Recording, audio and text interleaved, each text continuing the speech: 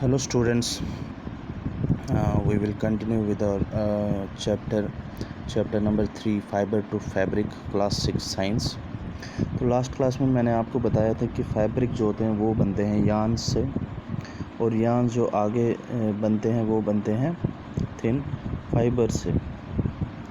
तो वो फाइबर्स कहाँ से मिलते हैं हमें? जैसे कॉटन, जूट, सिल्क, वूल है, वो हमें मिलते हैं प्लांट्स और एनिमल से। और जो फैब्रिक हमें प्लांट्स और एनिमल से मिले उनको हम बोलते हैं नेचुरल फाइबर्स।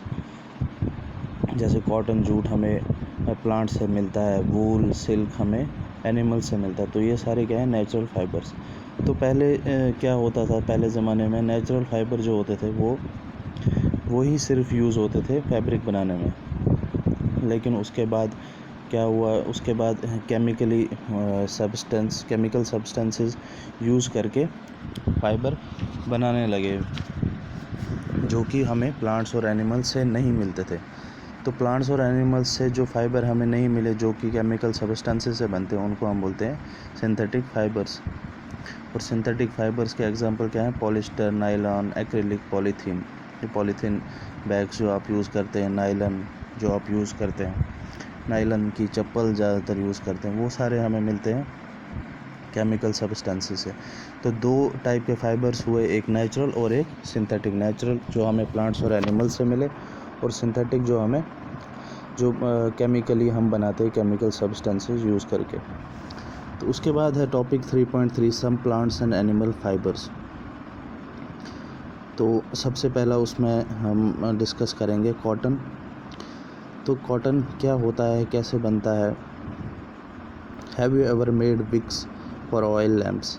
पहले जो ज़माने में हम यूज़ करते थे ऑयल लैम्प, जैसे लालटेन जिसको बोलते हैं, तो उसमें जो विक यूज़ होती थी, जैसे विक को हम बोलेंगे बत्ती जो हम यूज़ करते थे, उसमें जो हम जलाते थे, वो आपने कभी सोचा है वो किससे बनती है? वो होता था कॉटन।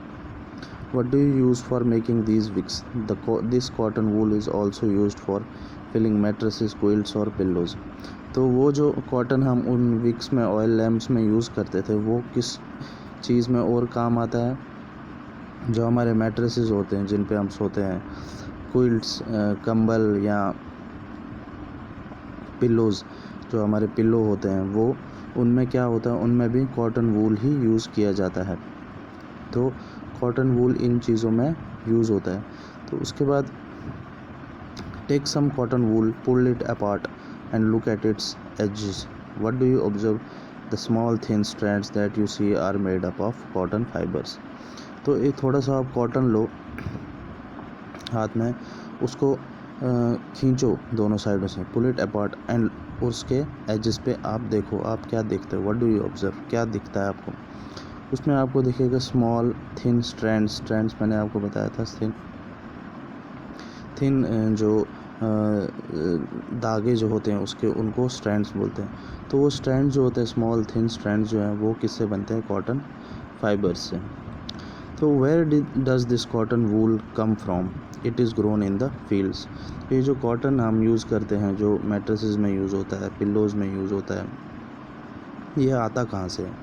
ये खेतों में उगाया जाता है। It is grown in the field. जैसे हम राइस की खेती करते हैं, मेज़ की खेती करते हैं, वैसे ही कॉटन की भी खेती होती है। Cotton plants are usually grown at places having black soil and warm climate. तो कॉटन प्लांट जो है वो हर स्टेट में, हर इंडियन स्टेट में नहीं इसकी खेती होती है। इसकी खेती वहीं होती है जहाँ जो मिट्टी होती है वो ब्लैक हो, ब्लैक कलर की जहाँ मिट्टी होती है। कहीं पे रेड कलर की मिट्टी होती है। तो जहाँ ब्लैक कलर की मिट्टी हो और जहाँ का टेम्परेचर थोड़ा गर्म हो, उन्हीं जगहों पे इसकी खेती होती है। क्योंकि ये जो है, ये कॉटन जो है, ये ठंडा क्लाइमेट जो है वो बर्दाश्त नहीं कर पाते हैं, ये ख़राब हो जाते हैं, इसलिए इनको वार्म क्लाइमेट में ही उगाया जाता है। Can you name some states of our country where cotton is grown? क्या आपको पता है, क्या आप बता सकते हो कि हमारे कंट्री में कौन सी ऐसी स्टेट्स है जहाँ कॉटन उगाया जाता है, कॉटन की खेती की जाती है? तो मैं आपको बताता हूँ ऐसे कुछ स्टेट्स है, गुजरात है, महाराष्ट्र है, कर्नाटक है, आंध्र प्रदेश है।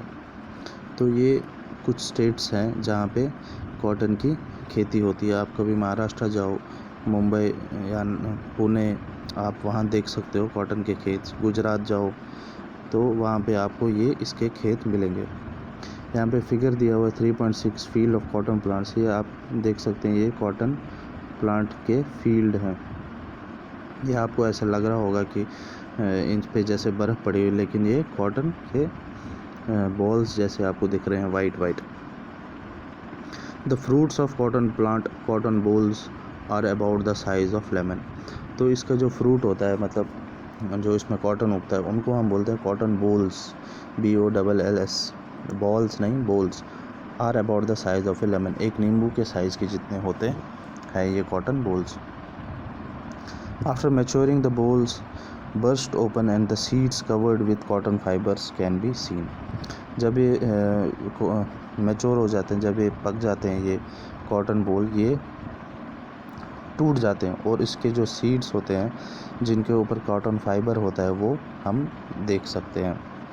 Have you ever seen a cotton field that is ready for picking. क्या आपने कभी ऐसा फील्ड देखा है जहाँ पे जो कॉटन जो फ्रूट है, जो कॉटन है, वो बन चुका हो। It looks like a field covered with snow. जैसे मैंने आपको बताया, ये ऐसा लगता है जैसे कि खेत के ऊपर बर्फ़ जमी हुई है, बर्फ़ पड़ी हुई है। From this balls cotton is usually picked by hand. तो इन बॉल्स में जो कॉटन है वो ज़्यादातर हाथ से ही निकाला जाता है। उसमें आप इतना मुश्किल नहीं होता है, ये हाथ से भी निकाल सकते हो। Fibres are then separated from the seeds by combing. Figure 3.7 देख सकते हो आप, गिनिंग ऑफ कॉटन। इसमें क्या होता है, जो कॉटन सीड्स होते हैं उसमें से जब हमें फ़ाइबर निकालना हो तो हम ये प्रोसेस का यूज़ करते हैं, कॉम्बिंग इसको बोलते हैं। आप देख सकते हो इस आदमी के हाथ में एक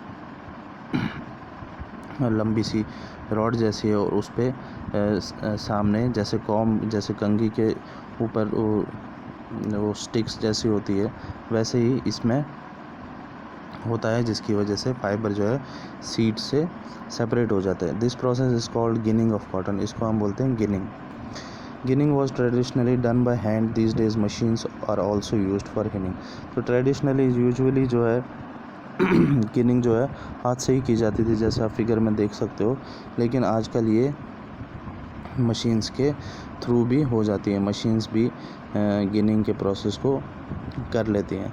तो एक और बात आपको बता दूं कि जैसे मैंने आपको बताया, कॉटन के जो खेती होती है वो ज़्यादातर होती है गर्म जगहों पे जहाँ ब्लैक सॉइल हो।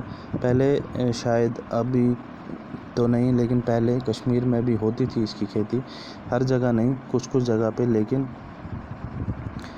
जैसा कि मैंने आपको बताया कि ये जो है कॉटन जो है ये ठंडा टेम्परेचर विथस्टैंड नहीं कर पाता, इसको ये झेल नहीं पाता ठंडे टेम्परेचर को, जिसकी वजह से ये गर्म जगहों में ही इसकी खेती होती है। ये ठंडी जगहों में इसकी खेती नहीं हो पाती है। तो हमने देखा कि कॉटन की खेती कैसे होती है, कैसे इसके सीड्स निकलते हैं, कैसे इसका गिनिंग होती है, कहाँ कहाँ पे इसकी खेती होती है। तो नेक्स्ट क्लास में हम पढ़ेंगे जूट के बारे में। तब तक आप इसको नोट कीजिए। Thank you.